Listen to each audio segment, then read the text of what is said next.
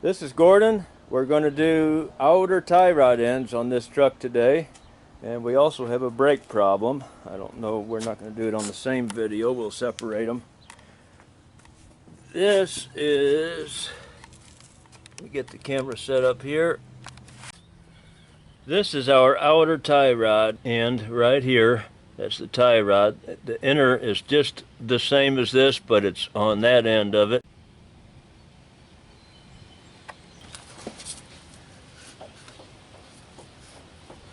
That play that we're getting right there, it's jacked up so the tire moves. That play we're getting right there is the problem. And we have the same thing on the other side. Got the tire off. There's our loose joint right there. Right here. Gonna take the nut off the top of it. Wrong socket. Socket for the tires.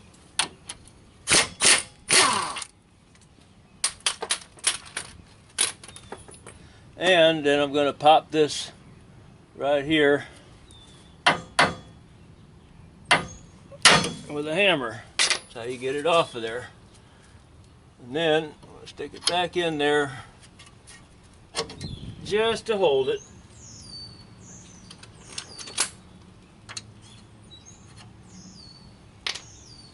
I'm going to loosen up the screw on this clamp. Let's see if we can get a close-up on the clamp.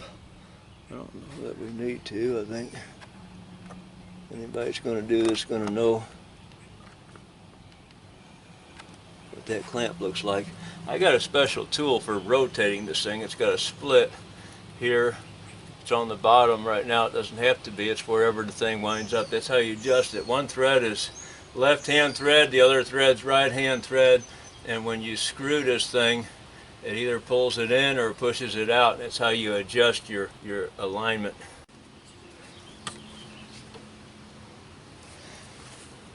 This nut doesn't want to come loose, and I'm not going to torch it. I'll just go on ahead. If it doesn't break loose, I'll just break it off.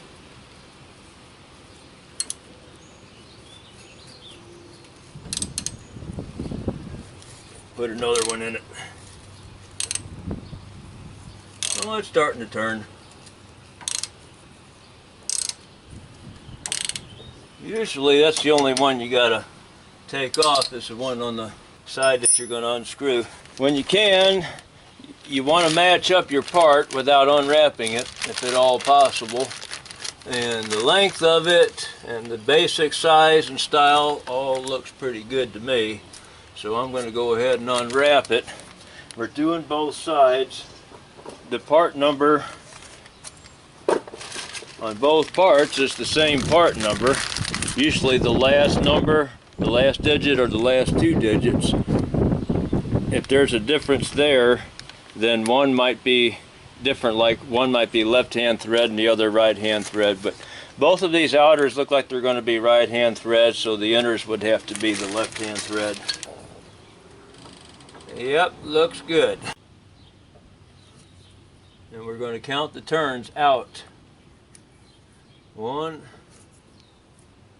2, 3, 4, 16, 17, usually around 30, 18, 19, 20, 1, 2, 3, 5, 6, 7, 8, 28.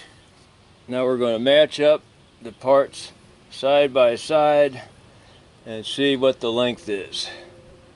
There is a difference in the length, so I'm going to count what the thread difference is on that length.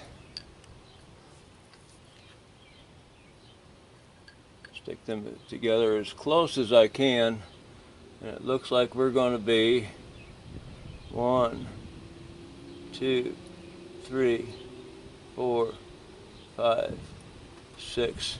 So 28 and 6 is 34 threads I'm going to count in there instead of the 28, because this one's longer.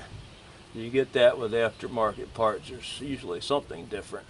1, 2, 3, 4, 5, 6, 9, 30, 1, 2, 3, 4. So that gives us a place to start with. Got your rubber boot on there.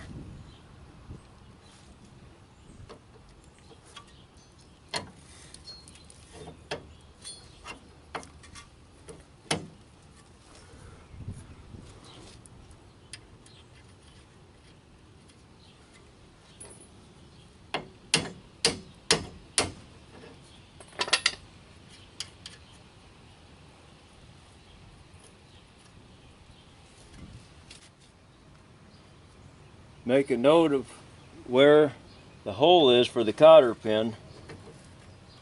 It's right over here. So I remember where that is so that when I put that on, I know where I'm watching for that to line up.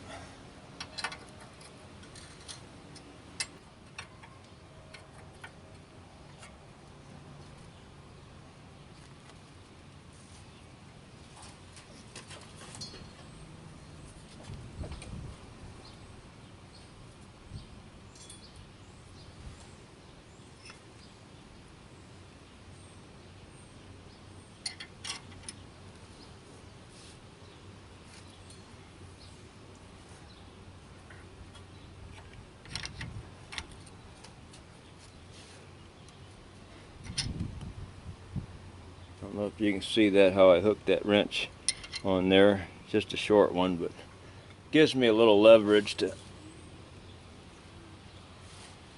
tighten it more.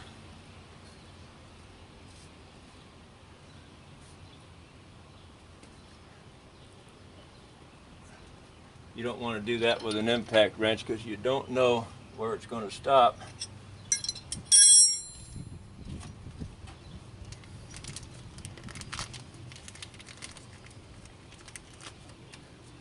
Then we put the cotter pin in, and the grease fitting goes in on the bottom.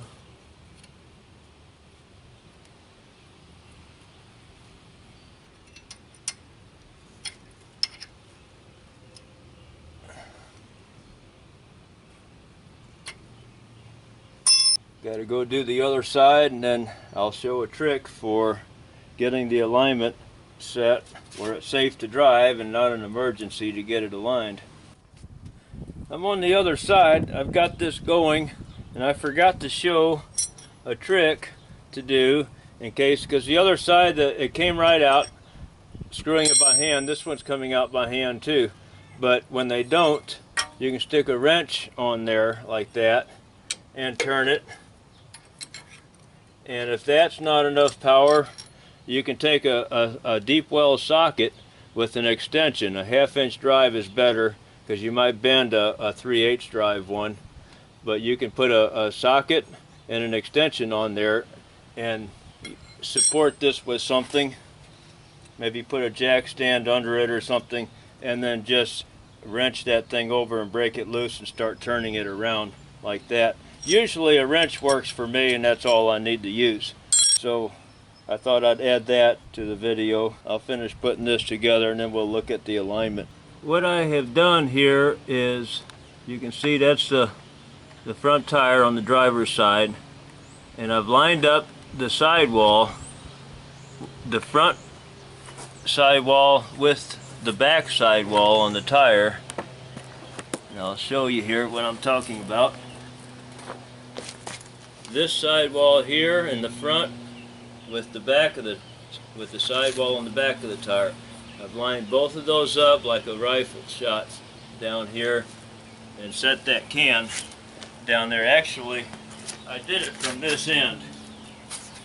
I was eyeballing from the side of the can with the sidewalls lined up. Set the can here. And just for a reference point, I got a tape measure down. I'm 4 feet back behind the tire, from the center of the tire. So when I slide this back over and line up those sidewalls, you see the can lines up with them. Well, I'm going to do the same thing on the other side. Let me set the camera up over there.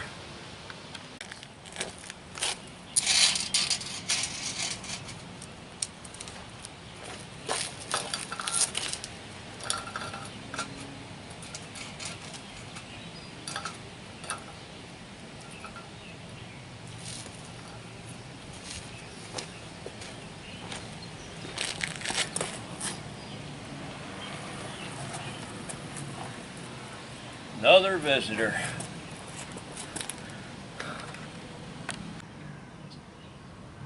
So what I'm going to do now is measure the distance between those two cans in the back.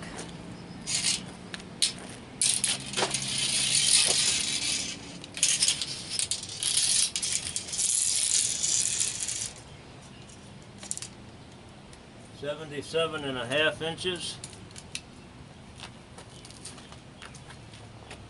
Now we're going to move the cans in the front.